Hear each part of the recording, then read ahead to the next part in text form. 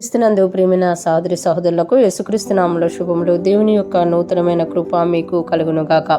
ఈరోజు దేవుడు మనకిచ్చిన మాట 85వ కీర్తన 6వ వచనము. నీ ప్రజలు నీ యందు సంతోషించినట్లు నీవు మరలా మమ్మను బ్రతికింపవా. ఈ మాటలు మనము 85వ కీర్తనలో చూస్తున్నాం. ఈ కీర్తన కోరాహు కుమారులు రాసినట్టుగా మనము గమనించగలమన్నమాట. ఈ కీర్తనలో మొదటి నుండి కూడా నువ్వు చెరలో నుండి మమ్మల్ని రప్పించావు, యాకోబు స్థలాలను కరుణించావు కనుక నీ ప్రజలు నీ యందు సంతోషించినట్టు. అంటే ఒక చెరలాటి అనుభవంలోకి వెళ్ళిపోయినప్పుడు, ఒక కష్టంలోకి వెళ్ళిపోయినప్పుడు, ఒక బాధలోనికి వెళ్ళిపోయినప్పుడు, ఒక నిరాశ నిస్పృహ ఆవరించి ఉన్నప్పుడు, మన జీవితాల్లో ఇక చాలు, ఇక చనిపోతే బాగుండు, ఇక ఈ జీవితం వల్ల ఉపయోగం లేదు అన్న ఒక భావన అనేది దుష్టుడు కలుగు చేస్తూ ఉంటాడనమాట. దేవుడు నిన్ను విడిచిపెట్టాడు, దేవుడిని జీవితంలో ఏమీ సంతోషం లేకుండా చేశాడు అని ఎటువంటి ఒక నెగిటివ్ థింకింగ్లోకి సాతాను తీసుకెళ్ళిపోతాడు అనమాట.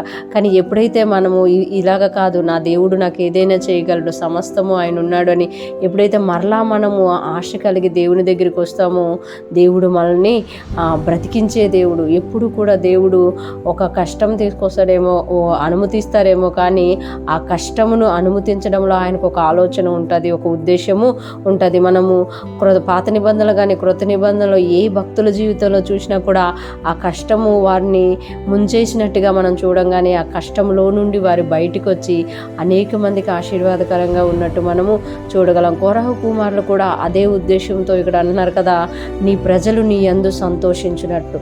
అంటే కష్టం వచ్చినప్పుడు, బాధ వచ్చినప్పుడు కృంగిపోతూ ఉంటాం అనమాట.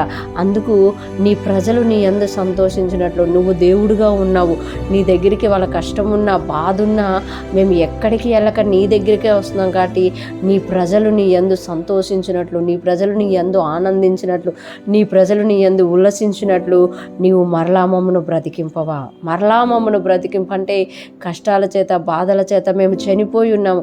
కష్టం మీద కష్టం, బాధ మీద బాధ, ఒక మాట మీద మాట పడిపోయి కృంగిపోతూ ఉన్నారు కనుక ఇక చాలు, అందుకే నీ ప్రజల్ని మరలా బ్రతికింపవా, బ్రతికించు, నీలో జీవం ఉంది, నువ్వు ఏదైనా చేయగల దేవుడువు అని ఇక్కడ కోరహు కుమారుడు తెలియచేస్తామంట. ఎప్పుడైతే దేవుడు మనల్ని బ్రతికిస్తాడో మనం ఆయన యందు సంతోషిస్తామంట.